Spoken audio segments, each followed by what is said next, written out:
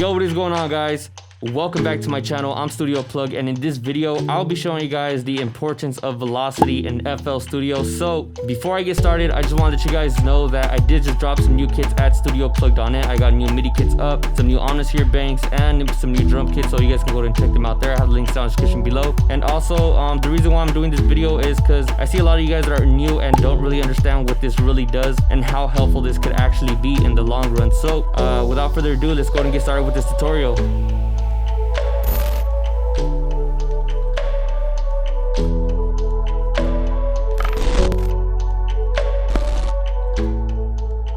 Alright, so before we get started, I just want to let you guys know about velocity. And what it pretty much is velocity in music is intended to simulate the behavior of a piano mechanism. Bruh. So if you press the key of a real piano with force, it would sound a little bit more vibrant. If you press the same key softer, it's going to have a softer sound. And when you're using velocity in FL Studio, it also kind of simulates the sound of the whole entire cutoff. So for instance, if I press a plug hard, you're going to hear all the sharpness of that plug. But if I press it softer, a lot more slower, it's going to sound like it has more of a cutoff and attack and decay. So I'm going to show you guys a quick example of why velocity matters.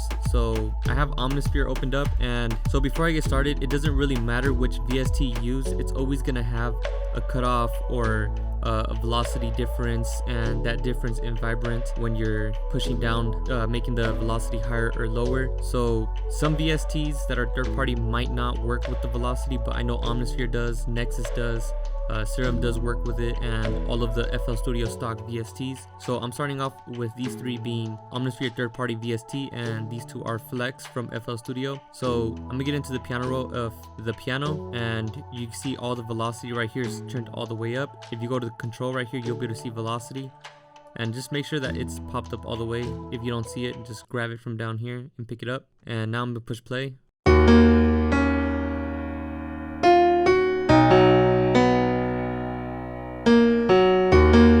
So right off the back, you can tell that it sounds really bright. All you have to do is push Control A, hold Alt, and scroll down with your mouse or two fingers if you have a laptop. And now if I play it right here,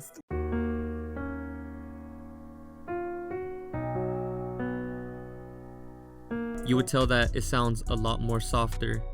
And you can always go into the channel and bring up the volume, or when you're getting into the mixing, all you would have to do is bring up the volume here, and it will still have the soft sound, because these knobs do not determine the velocity. The only thing that determines the velocity that counts in the cutoff and making it sound more bright with all the keys being played is this velocity control. And also, to make it sound a little bit more realistic, all you have to do is push Alt S, and you can give it a strumming effect. But also there's this velocity meter here, and you can move it, and it moves certain keys lower or more higher, and you can just adjust that to your liking. Now we're gonna go to a synth, also from Omnisphere, and this was the upright tape dirt. So if I click on it, you can see that the velocity is all the way high up.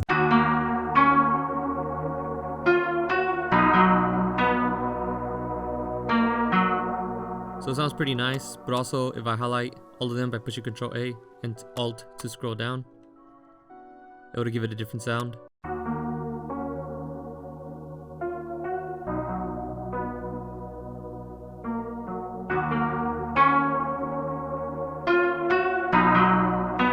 So again, it does sound with the velocity being turned up, like if it is being hit with more force. Now let's go with the guitar, and this guitar is also from Omnisphere, Baritone Elegy, and it is from Keyscape Creative Patch. And this is how it sounds with the velocity turned all the way up.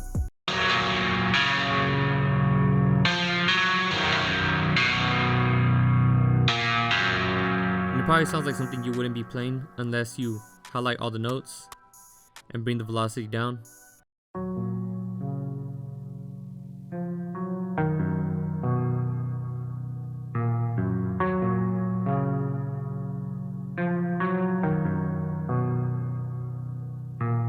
And it almost sounds as if you entirely changed the whole sound, which you really didn't. It's still the same patch, and it's a good method to use if you're trying to get different sounds from whatever type of patch you already enjoy.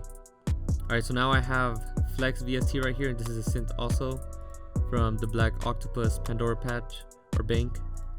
And if I play this one, it is a synth.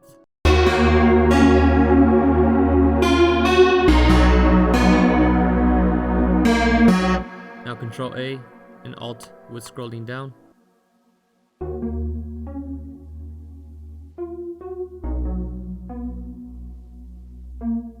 And again, you can bring up the volume.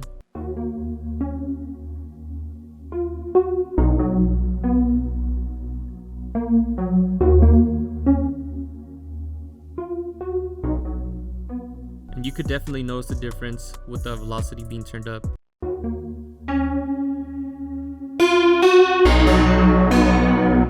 And for the last one, it is also a plug from the Black Octopus bank from Flex, and let's give this one a shot.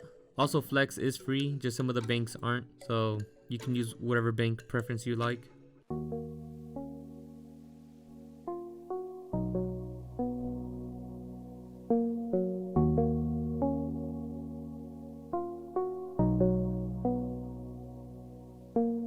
So it just makes it more softer, like if it's setting a whole different mood, if you're trying to go for more a different type of energy, if you're trying to go for something more deep, and if you want something more brighter and happy, you can always turn the velocity up. And again, the Alt S to strum method is also good if you're just trying to strum the notes and change the velocity of certain keys. And that is pretty much why velocity matters, because it changes the whole tone and even changes the sound of certain patches, while still containing the same some of the same energy from the patch, like how you heard the guitar. Alright, so that's pretty much it on the importance of velocity and using the volume graph. If you guys enjoyed the video, make sure to give it a like, comment, subscribe, give me some feedback, and let me know what you guys like to see next, and I'll try my best to push it out for you guys. But anyway, that is all for this video. Thank you guys for watching, and I'll see you guys next time.